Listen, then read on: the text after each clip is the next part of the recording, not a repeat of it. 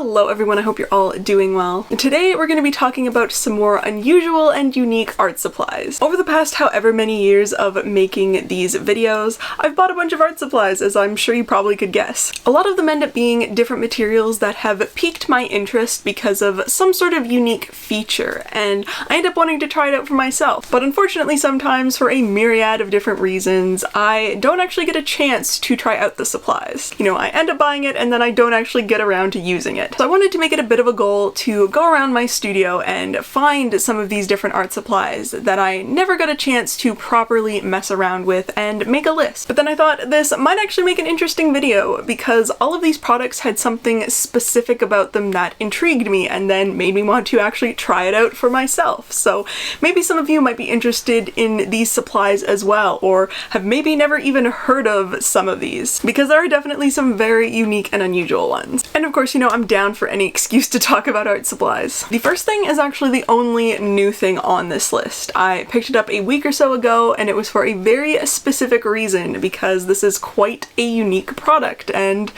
perfect for this video. And it is this set of golden open acrylic paints. Now normally I am not an acrylic painter, but I do always occasionally like to branch out with different art materials, and lately I've been wanting to dabble in more opaque mediums like acrylic paint. But the reason that I don't normally like gravitating towards acrylic paint is because I feel like it dries too fast. And that is when I came across these open paints, and they are specifically formulated to be slower drying acrylics. These are supposed to dry faster than oil paints, but they dry far slower than acrylic paints. And I watched a few reviews on them, and people also even said that they dry a lot slower than even using like some sort of slow dry medium with normal acrylic paint. I do remember there definitely being comments of like, they don't know what they put in these things, but they're magic. And this is the traditional set. It has 6 colors in it: Indian yellow hue, alizarin crimson hue, ultramarine blue, sap green hue, Van Dyke brown hue, and titanium white.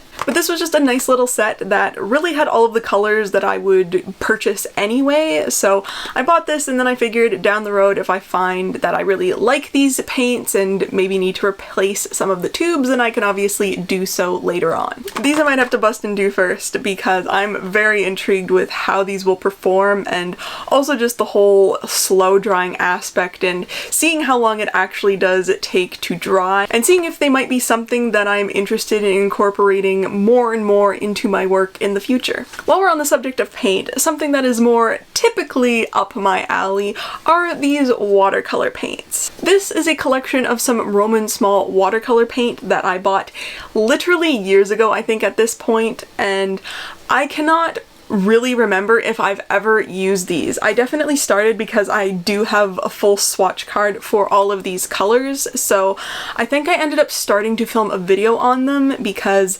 these were definitely something that a bunch of you recommended me try out because they are like professional grade paints, but they're really, really reasonably priced. And they also come in the full pan situation already. This is just in one of my like tower layers together for organization purposes, but the pans themselves is what the paints come in. I can't exactly remember how much each pan, you know, roughly would cost. There's always paint series, so you have more expensive and less expensive colors anyway, but generally speaking, each pan, regardless of series, is a very reasonable price. It is because you are getting less paint than a full tube of the watercolor, but unless it's one of your most used colors, realistically, I don't know if you're ever gonna go through like a 15 milliliter tube of watercolor paint. So these are a great option, and these colors look beautiful. I know I ended up picking ones that appealed to me color-wise, like there's some more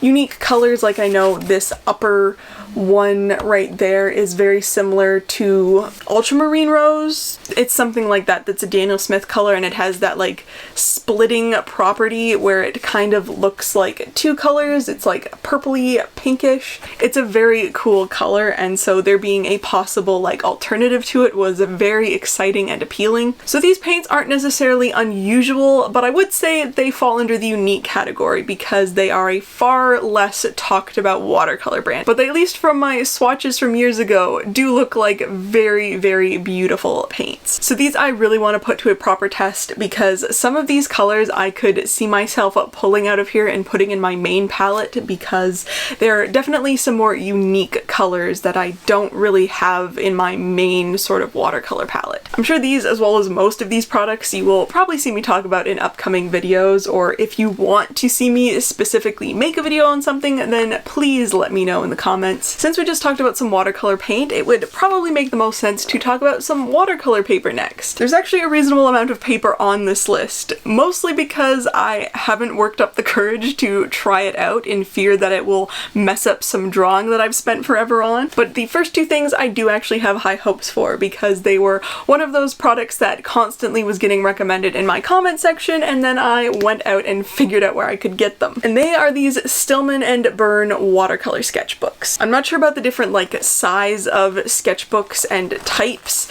This one, which is the Zeta series one, is hardcover, and the Beta series one is a soft cover square, but that could have just been my preference because I wanted a square sketchbook. It's been a while, I don't remember my reasoning. But regardless, both of these series of sketchbook are mixed media ones, so they're good for watercolor, ink, all of that fun stuff. They are both 270 GSM paper in them, but the Beta series has cold pressed paper and the Zeta series has smooth paper. Both of them are considered white colored paper, and then some of the other series come in ivory. Very handy on the back there. There is the back of one of them, so you can read all of that fun information for yourself if you want. These particular sketchbooks are something that until they were recommended to me I had never heard of in my life, so right there is a more unique factor. I'm always interested to try watercolor sketchbooks out because for me I don't feel like I've really found the absolute perfect one. I always want something with super thick paper so that I can do fully finished watercolor paintings without having to worry about tons of warping and just all of that. So the 270 GSM paper in these is very appealing sounding and a lot heavier than a lot of other watercolor sketchbooks end up having. So I'm very interested in putting these to the test and seeing how they stack up to other watercolor sketchbooks that I've tried. The next product might be the most unique and unusual art supply you have ever heard of, and I'm so mad because I cannot find mine in my studio anywhere. I know I have it. I literally found the receipt to look up what size of paper I bought it in to try and help myself find it, but it's obviously just tucked into some corner in here and is eluding me at the moment. So we're gonna have to put up a image here of what I'm talking about. But it is the Yasutomo mineral paper. And the entire reason that I ended up buying this paper is basically in its name, because the paper is literally made from rocks. Not a single tree in the paper, rocks. It was way too unusual and intriguing, so I had to pick some up. It is a mixed media paper, 150 GSM, comes in a bunch of different pad sizes. I apparently bought a 9 by 12 inch one, and yeah, I'm sure I don't need to over-explain why it would be interesting to try out rock paper. So hopefully I can actually find my pad again so I can try it out. Sticking to the theme of unusual paper, I have this pack of Duralar. As the front describes it, it is archival polyester film treated on both sides to accept water-based mediums, markers, and inks. This stuff is quite literally like plastic film. Like, there it is. You can't see it because it's see-through. And I know very specifically I bought this stuff because I saw one of the artists that I follow on Instagram use it by doing their line art on one side and then painting the back side of it with like gouache or something. And because they use the two sides of the paper, their line art was pristinely there. You know, it wasn't messed up by painting over it, and it just looked amazing. It was like an animation cell. And so I really wanted to try that specific technique out on this and see how it turns out, and just all of the other cool things that you probably could achieve by this being translucent plastic paper. So I'll definitely have to come up with some like really cool intricate drawing that I can do a ton of line art on and then color it on the back and see how it goes. I also found that I had a pack of this Yupo paper. It is, again, a plastic paper. Here's what the paper looks like on camera. It possibly looks like normal paper, but it's definitely like a white plastic sheet. I know a lot of people like using these kinds of plastic papers for alcohol ink because it gives a really cool effect because the ink sits on the top of the paper. You know, it's plastic, it can't really sink into the sheet. And so I just really want to play around with this and see what sort of cool effects you can achieve from its unique properties of being a plastic paper. The last paper that I have to talk about is also a watercolor paper, and it's more of a unique one because I had never heard of it, but it is the Bao Hong watercolor paper. I feel like this might be picking up in popularity now because a lot of people might be familiar with this paper as I was introduced to it, because apparently this is the paper that Etcher puts into their 300 GSM sketchbooks, which I've never been able to get. So I'm very interested in trying this out just from that aspect, but also this is a 100% cotton watercolor paper. It is like a fraction of all of the other 100% cotton watercolor papers that I typically buy. This is a watercolor block. It comes in a bunch of different sizes as well as textures. This is like your typical cold pressed texture, but there's also rough and hot pressed, and I believe that's it. I unfortunately can't do a one-to-one comparison with the Etcher sketchbooks, but if you have an Etcher sketchbook and this paper, let me know what your thoughts are and if they do actually seem to be the same paper. If I end up really liking this paper, then I might be more motivated to try and track down one of the thicker Etcher sketchbooks. I do have one of the white Etcher sketchbooks, which is like the lighter weight paper version, so if that ends up being the lighter weight paper of this stuff, then this is going to go very well because I do really like that sketchbook. My one complaint for it is that it does have the lighter paper, so this could solve all of that. This next product is probably the most random, out of left field product for me on this list, and they're these oil pastels. Again, I'm on the exploration of messing around with more opaque mediums, and I feel like there was a time on the internet where everyone seemed to be like messing around and making this really cool looking art with oil pastels, and I got suckered into wanting to try that out for myself. This is a Pentel set of 50.